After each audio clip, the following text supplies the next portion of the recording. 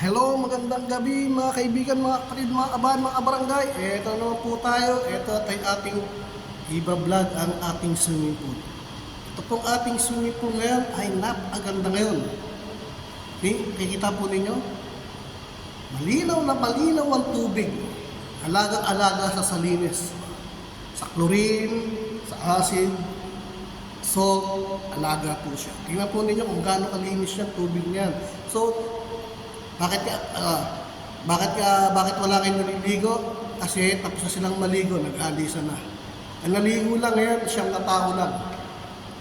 Kasi di ba, may mga pasok, may trabaho. So ngayon, araw ngayon ng Sabado, Ladies Day. So bukas, araw ng Linggo, Boys Day. So sigurado yan, maraming bukas maliligo niya, mga bata, mga matanda. Kaya ganito pa kalinaw yung tubig. Okay? Malinis na malinis, ha? So, tingnan mo ninyo maigi. Crystal clear ang tubig natin yon. Napakagandang pagmasdan. Napakalinis. Diba? Napakalinis ng pagmasdan. Masarap maligo lalat ang tubig yan eh. Malamig. Diba? Malamig. Yan kasi paligo niyan. So bukas, pag naligo mga bata niya, itong mga aircon na yan, sayang, papatay ka para hindi naman sila nabigyan ng gusto. Tapos may tayo exhaust pan. Exhaust pan. Kaya bukas marami, maraming maliligo niyan dahil yung tubig napakaganda. Malinaw na malinaw. Nakaraan, hindi gano'ng malinaw eh. So pinalinis ko ulit. Yan. Tinawagan ko yung bilis na linis siya ng gusto para maging clear mo ato siya, crystal clear yung tubig. Ang ganda, di ba? Kita-kita mo, pati yung flooring niya sa ilalim mo. Kita, di ba? Pati yung guhit ng tiles. Kita niya. Lino, di ba? Ganda.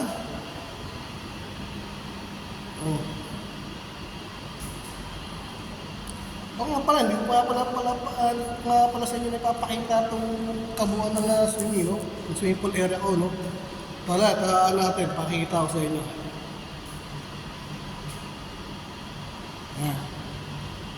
Ayan siya. So, dito tayo ngayon, dito tayo sa locker room. Ito yung locker room natin. Ayan, locker room. Locker room. Tapos, dito tayo sa shower room. Banyo. Yung banyo.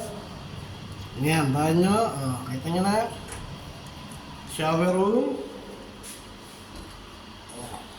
Shower room.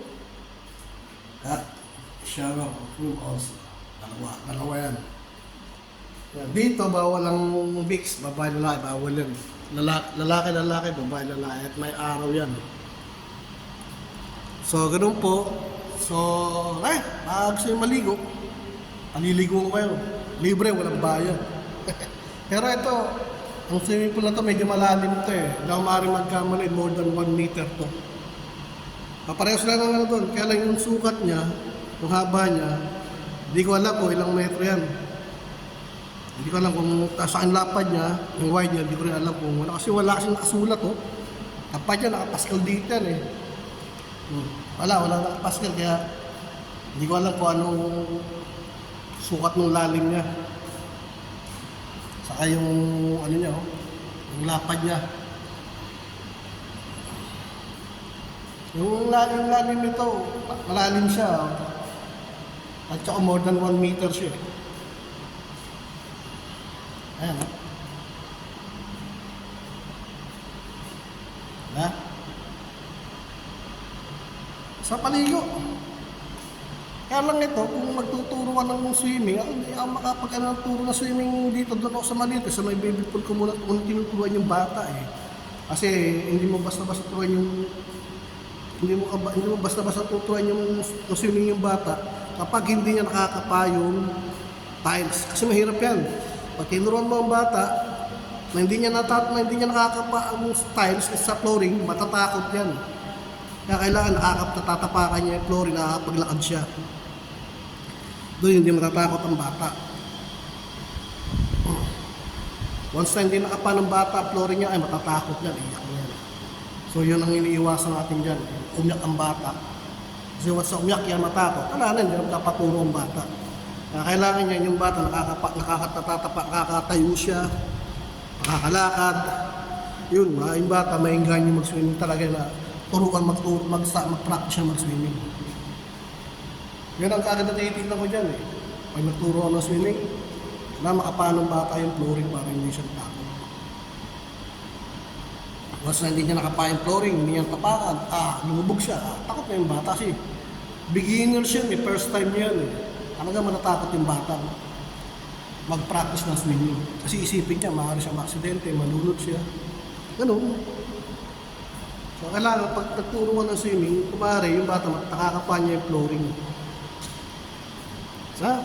Tapos kailangan meron kang gamit na kickboard.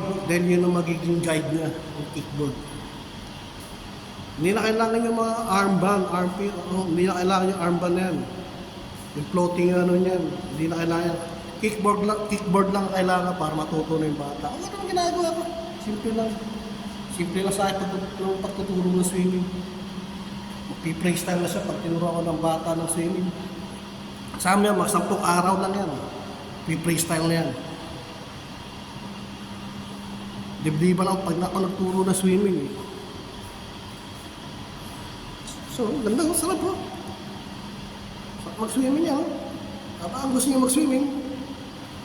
Ito yung mga devices natin na very important to. Yan. Mga warning device, very important yan. Susundin natin mga guidelines na yun.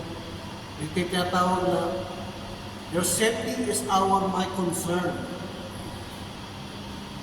Kasi importante yan sa bawat na pag maliligo ka sa swimming pool, walang din na guidelines o warning device.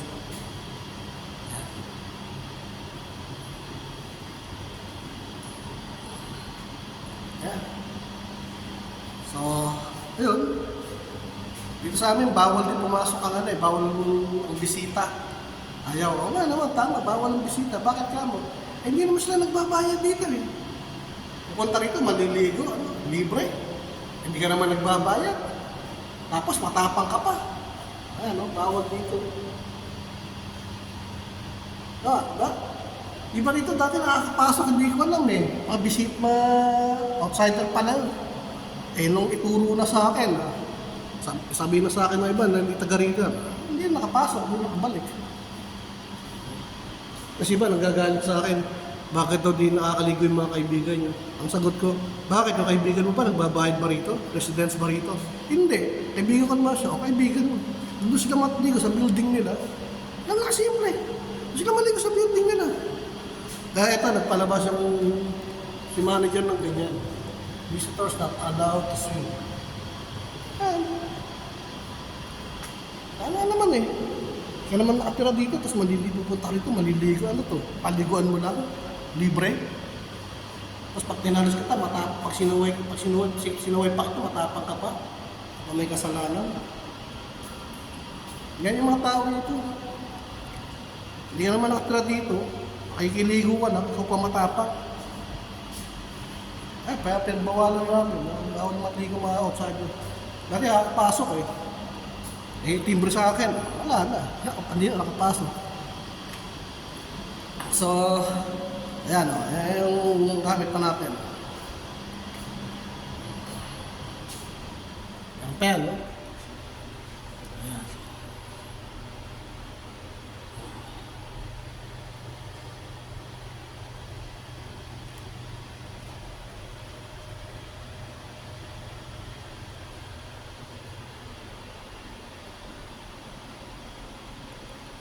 So, dito sila magre-register. Sulat nila yung anong araw, anong date sila pumunta, alam nila, room number nila, anong oras sila naligo, yung in nila, outside signature. Importante yan para sa kasakali man, pag may nangyayari sa kanila, alam natin kung saan natin sila tatawagan, pupuntahan, yung mga kaibigan, mga kapatid nila, yung magulang, kung anong kwarto sila, alam natin kagad yan, malalaman kagad natin. In case of emergency. Okay? Okay po? So, paano po? So hanggang sa muli po, maraming po salamat. Sana kayo magsawa subaybayan po ang aking video. Supportan po ninyo, yun lang po ang konting support lang po sa aking video. Maraming po salamat. Bye-bye!